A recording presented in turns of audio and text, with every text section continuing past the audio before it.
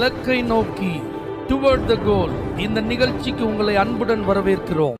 Praise the Lord. ஆண்டவராகிய இயேசுவின் இனிய நாமத்தில் இந்த நல்ல நாளிலே உங்களை எல்லாரையும் அன்போடு வாழ்த்துகிறேன். 1 சாமுவேல் 1 அதிகாரம் 27 இந்த பிள்ளைக்காக விண்ணப்பம் பண்ணினேன். நான் கர்த்தரிடத்தில் கேட்ட என் விண்ணப்பத்தின்படி எனக்கு கட்டளையிட்டார்.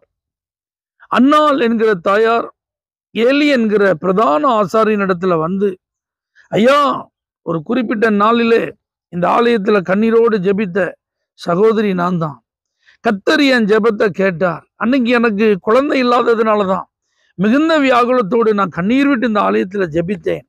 அப்பொழுது ஒரு பொருத்தனை செய்து கர்த்தர் எனக்கு ஒரு ஆண் குழந்தை கொடுத்தா, அந்த குழந்தைய கர்த்தருக்கே கொடுப்பேன்னு சொல்லி நான் வேண்டிக் கொண்டேன். அந்த வேண்டுதலை கேட்டு ஆண்டவர் என்னை நினைத்தருளினார்.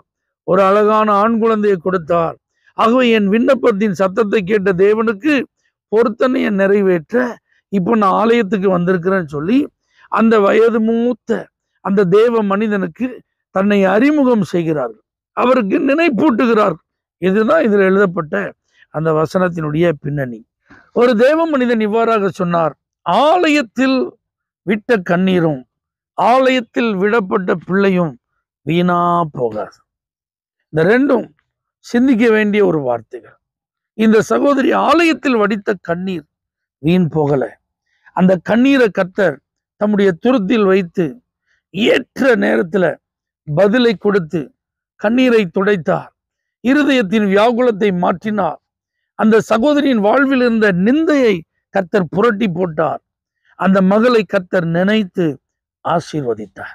இதை போல நீங்கள் யாராவது ஒரு பிரச்சனை நிமித்தம், பாதிப்பு நிமித்தம், வேதனை நிமித்தம், அவமானத்தின் நிமித்தம், நிந்தனைகளின் நிமித்தம், வாழ்க்கையில நீங்கள் எதிர்பாராமல் சந்தித்த சில வேதனையான சூழ்நிலைகளின் நிமித்தம் கண்ணீரோடு இருப்பீங்கன்னா ஆலயத்துல வந்து கண்ணீர் விடுங்க. உங்க கண்ணீரை காண்கிற தேவன் ஒருவர் இருக்கிறார்.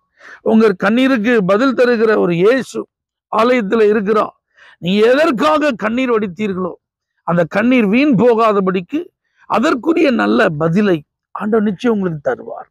அதே போல இவளுடைய பொருத்தனை நிறைவேற்றுதல், ஆலயத்துல கொண்டு போய் அந்த குழந்தைய விடணும். இப்ப ஆலயத்துல விடப்பட்ட குழந்தை தான் சாமுவேல். அந்த சாமுவேல் பாருங்க, அடையாளம் தெரியாம போயிட்டானா? அட்ரஸ் இல்லாம போயிட்டானா? இல்ல, தான் முதல் பெயர் சபா வரைக்கும் சகல ஜனங்களாலும் அறியப்பட்ட ஒரு தீர்க்கதரிசியா இருந்தார். தேவனுடைய வார்த்தை சாமுவேலுக்கு வந்தது. சாமுவேலுடைய வாயிலிருந்து வந்த ஒரு வார்த்தையை கூட கர்த்தர் தவற விடவில்லை, கீழே விழ விடவில்லை. அந்த சாமுவேலை கர்த்தர் ஆசீர்வதித்து உபயோகப்படுத்தினபடினால் அந்த தேசத்தில் உள்ள சகல ஜனங்களுக்கும் அவன் தீர்க்கதரிசியாக மாத்திரமல்ல, நியாயாதிபதியாக இருந்து அனைவருடைய வழக்குகளையும் விசாரித்து நியாயமானபடி தீர்ப்பு செய்தான். அது மாத்திரமல்லாமல் தேவனுடைய ஜனங்கள் ஆலயத்திலே வந்து கர்த்தரை தொழுது கொள்ளும் போது அவர்களை வழி நடத்துகிற ஒரு பிரதான ஆசாரியனாக இருந்து கர்த்தருடைய ஊழியத்தையும் அவன் நிறைவேற்றினான். ஆலயத்துல விடப்பட்ட அந்த மகனை கர்த்தர் எவ்வளவு கனம் பண்ணியிருக்கிறார் பாருங்க. 3 நிலைகளில் அவனை எப்படி ஆசீர்வதித்திருக்கிறார் பாருங்க. தெய்வ பிள்ளைகளை, உங்க பிள்ளைகளெல்லாம் ஹாஸ்டல்ல கொண்டு போய் விடுறீங்க.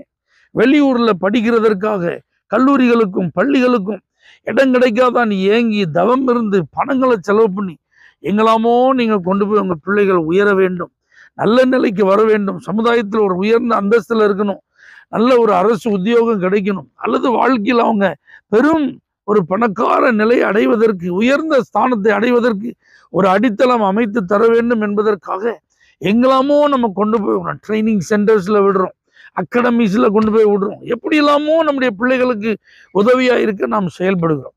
ஆனா உங்க பிள்ளைங்க ஆலயத்துல அதிக நேரம் செலவு பண்ண நீங்க அனுமதிக்கிறீங்களா?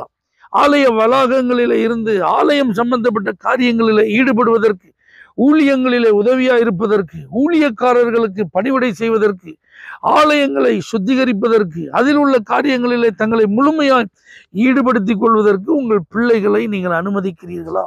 ஆலயத்துல விடப்பட்ட பிள்ளைய கர்த்தர் வீணா போக விடவே மாட்டார். ஆண்டுடைய ஆலயத்துல, ஆலய வளாகத்துல, ஆண்டவர் சம்பந்தப்பட்ட காரியங்களிலே, ஊழியங்கள் சம்பந்தப்பட்ட காரியங்களிலே, ஊழியக்காரர்களுக்கு உதவி செய்கிற காரியங்களிலே உங்கள் பிள்ளைகள் ஈடுபடுகிறவர்களா இருப்பார்களானால் நான் உறுதியா சொல்றேன், உங்க பிள்ளைகள் ஆசீர்வாதமா இருப்பாங்க. உயர்ந்த நிலைகளில் இருப்பார்கள். மற்ற பிள்ளைகளுக்கும் உங்க பிள்ளைகளுக்கும் கண்டிப்பா வித்தியாசத்தை ஆண்டவர் உண்டு பண்ணி காட்டுவார். கண்ணீர் வடிக்கிறதா இருந்தாலும் ஆலயத்தில் வந்து கண்ணீர் வடிங்க. உங்க பிள்ளைகளை வளர்ப்பதற்கு, ஆவிக்குரிய சூழலை உருவாக்கி கொடுப்பதற்கு, ஆலயம் சம்பந்தப்பட்ட காரியத்தில் அவர்கள் இணைந்திருக்க வாய்ப்புகளை ஏற்படுத்தி கொடுங்க. நிச்சயமாக இவைகள் உங்களுடைய எதிர்காலங்களுக்கு ஆசீர்வாதமாய் மாறும். பரலோக தேவனே, இந்த அனுபவங்களை ஒவ்வொருவரும் வாஞ்சித்து அதை நிறைவேற்ற கிருபை செய்யும். இயேசுவின் நாமத்தில் பிதாவே, ஆமென். For prayer contact, Pastor J. Kumar, El Shaddai Ministries, 9500252586, Surandai.